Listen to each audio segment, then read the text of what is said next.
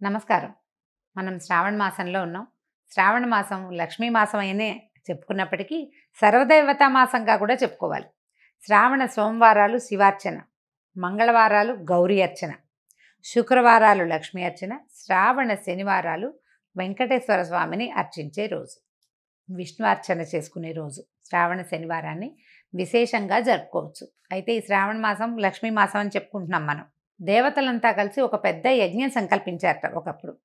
చేసిన తర్వాత ఈ యజ్ఞం మొదలుపెట్టాక సప్తర్షులు ఏమన్నారంటే, ఈ యజ్ఞ ఫలితాన్ని ఎవరైనా సర్వోత్కృష్టమైన దైవానికి సమర్పించాలని భావించారు. ఎవరు యజ్ఞ పురుషుడు అని భావిస్తే త్రిమూర్తుల్లో ఎవరో ఒకళ్ళని ఈ యజ్ఞంలో ఆయన ఈ మొత్తం యజ్ఞానికి ఆయన్ని అధిపతిని చేయాలని భావించారు.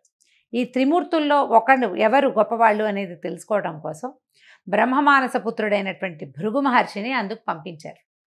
అయితే భృగువు ముందు బ్రహ్మలోకానికి వెళ్తే తండ్రిని ఎంత పిలిచినా ఆయన పలకలేదట. ఆయన సృష్టి క్రమంలో ఆయన హడావిడిలో ఆయన ఉన్నాడనమాట. సృష్టి చేసే పనిలో వాడిని సరస్వతీదేవి వీణ వాయిస్తుంది. ఆయన వీణానాదం వింటూ తన బొమ్మలు చేసుకునే పనిలో మునిగిపోయాడు.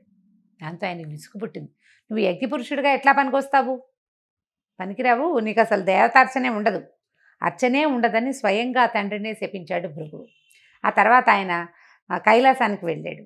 కైలాసంలో శివపార్వతులు ఇద్దరు ఆయన తాండవము ఆమె లాస్యంలో మునిగి వాళ్ళిద్దరూ ఆనంద నృత్యం చేసుకుంటున్నారు. భృగువు ఎంత పిలిచినా వాళ్ళు పలకల. దాంతో ఆయనకి ఇట్లా లోలత్వంతో ప్రవర్తిస్తున్నావు కాబట్టి కేవలం లింగ రూప ఆరాధనే ఉంటుంది, నీకు సాకార రూప ఆరాధన ఉండదని పరమేశ్వరుని కూడా శపించాడు. ఈయన ఒక మహర్షి, ఈయనకి శపించాలన్న ఉద్దేశం కలిగింది. అట్లా అక్కడి నుంచి మూడో వ్యక్తి అయినటువంటి శ్రీ మహావిష్ణువుని పరిశీలించడం కోసం, ఆయన యొక్క పరిస్థితి ఏమిటో చూడడం కోసం భృగు మహర్షి వైకుంఠానికి వెళ్ళారు. వెళ్ళేసరికల్లా విష్ణువు లక్ష్మీదేవి వాళ్ళ ఆనందంలో వాళ్ళు ఉన్నారు. ఆయన నిద్రలో ఉన్నాడు. నిద్రావస్థలో ఆమె పాదాలు ఒత్తుతూ మైమరపడుతోటి ఆవిడ ఉంది.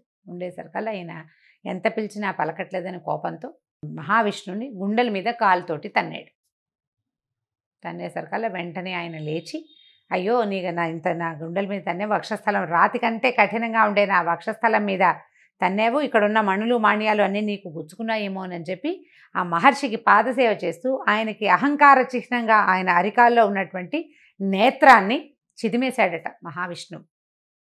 దాంతో ఆయన వెంటనే భగవంతుడే తన పాదాలు పట్టుకున్నాడనే విషయాన్ని జ్ఞప్తికి వచ్చిందనమాట.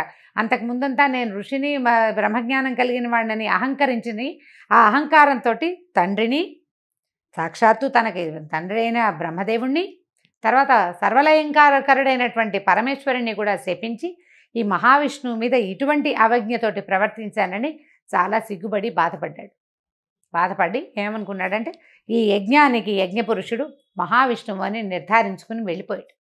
నిజానికి భృగు మహర్షి ఒక కల్పంలో మహాలక్ష్మికి తండ్రి, ఆమెను భార్గవి అంటారు. ఈ కల్పంలో ఈవిడ క్షీరసాగరం నుంచి ఉద్భవించిందనమాట. ఆమె కోపం పట్టలేకపోయింది.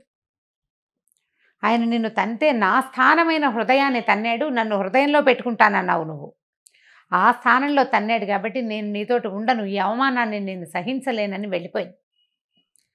పిల్లలు ఆయన మన కుమారుని వంటి వాడు, శిశువు, మన శిశువు తంతే మనం కోపం తెచ్చుకుంటామా అని విష్ణువు బతిమలాడినా ఆవిడ ఒప్పుకోలేదు. నా శిశువైనా సరే నన్ను తనడానికి వీల్లేదని కోపగించుకుని వెళ్ళిపోయింది. ఆ వెళ్ళిపోయిన ఆవిడ భూమి మీద చేరి కొల్హాపూర్లో తపస్సు చేసుకుంటూ ఉండిపోయింది. ఈ లక్ష్మీదేవి వెళ్ళిపోయేసరికల్లా వైకుంఠం శూన్యమైపోయి మహావిష్ణువు ఆమె కోసం అని వెతుకుతూ భూలోకానికి వచ్చేసాడని, ఆ వచ్చేసిన భగవంతుడు మన అదృష్టం కొద్దీ మన తిరుమల కొండలలోనే ఉండిపోయాడు.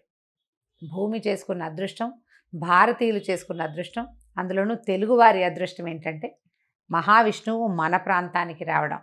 ఆయన తిరుమల కొండల్లో ఉండగా ఆయన ఆకలి దప్పులతోటి అలమటిస్తున్నాడని, లక్ష్మీ మీద విరహంతో బాధపడుతున్నాడని తెలుసుకున్నటువంటి దేవాది దేవతలంతా కలిసి ఒక గోవుని గోవత్సాన్ని సృష్టించి ఆ ప్రాంతానికి పంపించారు. ఆ కాలంలో రాజుగా ఉన్న ఒక చోళ రాజు రాజ్యం చేస్తూ ఉన్నాడు ఈ ప్రాంతానికి. లక్ష్మీదేవే స్వయంగా నాథుడు బాధపడుతున్నాడని ఈ ఆవుని దూడని తీసుకొచ్చి రాజుకు అప్పచెప్పింది. ఈ ఆవు దూడ చాలా సర్వలక్షణ సంపన్నంగా ఉన్నాయి, కానీ రోజు ఆ గుట్ట మీదకి ఎక్కి ఆ గుట్ట మీద ఉన్నటువంటి పుట్టలోకి పాలు జారవిడిచి వచ్చేసేది ఆవు.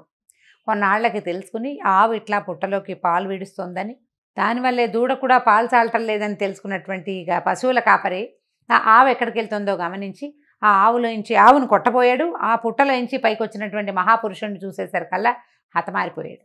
చోళరాజును కూడా భగవంతుడు శపించాడు. కళ్ళు పోతాయి నీకు, నీ ప్రాంతంలో ఇలాంటి పని జరిగింది కాబట్టి. అయితే అప్పుడు కొంచెం దెబ్బ కూడా తగిలింది మహావిష్ణువుకి. ఆ తర్వాత ఆయన తిరుమల కొండల మీదే, వెంకటాద్రి మీదే వకుళమాత ఆశ్రమానికి చేరాడు. లక్ష్మీదేవి యొక్క అంశ పద్మావతీదేవిగా ఆకాశరాజుకి దొరికింది. భూమిని తన్నుతుంటే దువ్వుతూ ఉండగా, అంటే నాగేటి చాలలో సీతాదేవి ఎలా దొరికిందో అదేవిధంగా పద్మావతీదేవి కూడా ఆకాశరాజుకి నాగేటి చాలలో దొరికింది. ఆ ఆడ శిశువుని పెంచుకున్నారు వాళ్ళు. ఆమెకు పద్మావతి అని పేరు పెట్టారు. ఈ తర్వాత కాలంలో ఈ వెంకటేశ్వర స్వామి మన మహావిష్ణువు కొండల మీదకి వెళ్ళటంతో శ్రీనివాసుడు అనే పేరుతోటి అక్కడ ఉండటం మొదలుపెట్టాడు వకుళమాత ఆశ్రమాల్లో. ఆ తర్వాత కాలంలో ఆయన పద్మావతి దేవిని చూడడం, ఆమె ఎందున్నటువంటి లక్ష్మీ అంశకి ఆకర్షితుడయ్యి ఆమెని వివాహం చేసుకుంటానని చెప్పడంతో వకుళమాత స్వయంగా ఆకాశరాజు దగ్గరికి వెళ్ళి పద్మావతి శ్రీనివాసుల కళ్యాణం జరిపించింది. ఆ తదనంతరం లక్ష్మీదేవి అక్కడికి వచ్చేయటం, పద్మావతి లక్ష్మీదేవుల తాలూకు సంవాదంలో భగవంతుడు సాలగ్రామ రూపిగా అక్కడ శిలాస్వరూపంగా ఈ తిరుమల కొండల మీద వెంకటాద్రి మీద వేంచేసి ఉన్నాడు. అయితే ఇలా వెంకటాద్రి మీద వేంచేసి ఉన్న వెంకటేశ్వర స్వామికి మనం శనివారము వెంకటేశ్వర దినంగా భావిస్తాం. మనం నమ్ముతాం ఖచ్చితంగా. శనివారం నాడు ఉపవాసాలు ఉంటాం వెంకటేశ్వర స్వామి కోసమే. శనివారం నాడే కాలినడకన దేవాలయానికి వెళ్ళాలనుకుంటాం. వెంకటేశ్వర స్వామి దేవాలయానికి తప్పకుండా వెళ్తాం. అయితే ఈ శ్రావణ మాసంలో ఇది అమ్మవారికి ప్రీతిపాత్రమైన మాసము, అది వెంకటేశ్వర సంబంధమైన మాసం అవడం వల్ల శనివారాల్లో గనక వెంకటేశ్వర స్వామి ఆరాధన చేస్తే ఈ 4 వారాలు విశేషమైన ఫలితం లభిస్తుంది. ఎట్లా భగవంతుడు వెంకటేశ్వరుడుగా మారి దశావతారాలలో లేనిటువంటి ఈ అర్చాస్వరూపము మనకి భూమి మీద ఈ కలియుగానికి మన కోసమే అవతరించిన కథని ఒక్క మాట జ్ఞాపకం చేసుకుని స్వామికి చలిమిడితోటి దీపారాధన గనక చేస్తే చాలా అఖండమైన ఫలితం లభిస్తుంది. మనం చేసే ఈ శ్రావణ మాసపు దైవారాధనలో లక్ష్మీ అమ్మవారి ఆరాధన, శివారాధనతో పాటుగా ఇలా వెంకటేశ్వర స్వామి ఆరాధనని కూడా భాగంగా చేసుకోండి. మిగిలిన రోజులు కుదరకపోయినా శ్రావణ మాసంలో శనివారాలు 4 శనివారాలు ఒక పూట భోజనం, పగలు భోజనం చేసి రాత్రి భోజనం చేయొద్దు. దాని విధి అదే. అన్నం తినకుండా అన్నాన్ని తద్భిన్నం ఏదైనా తినచ్చు. దీపారాధన చేయటం చలిమిడితోటి ఆవు నెయ్యి, బెల్లము, బియ్య పిండి కలిపి చలిమిడి చేయటం. ఆ చలిమిడిలో చక్కగా గుండ్రంగా ఉండలాగా చేసి దాంట్లో కొంచెం గొయ్యి చేయటం అన్నమాట. లోపలికి కొంచెం నొక్కి అందులో కొంత ఆవు నెయ్యి వేసి దీపం పెట్టడం. ఈ దీపారాధనతో స్వామికి ప్రసాదంగాను దీపంగాను సమర్పిస్తామన్నమాట. దీపారాధన అయిన తర్వాత ఆ చలిమిడిని ప్రసాదంగా స్వీకరించడం. పగలు భోజనం చేయొచ్చు, రాత్రిపూట భోజనం చేయకూడదు. ఈ 4 శనివారాలు ఇలా చేయటం వల్ల శ్రావణ మాసంలో మనకి అమ్మవారి కరుణతో పాటు అయ్యవారి తాలూకు కృపాకటాక్షాలకు కూడా మనం పాత్రలు అవుతాం. 4 వారాలు ఉన్నాయి. తొలి వారం కుదిరినా కుదరకపోయినా తర్వాత వారాలైనా చేసుకోవచ్చు.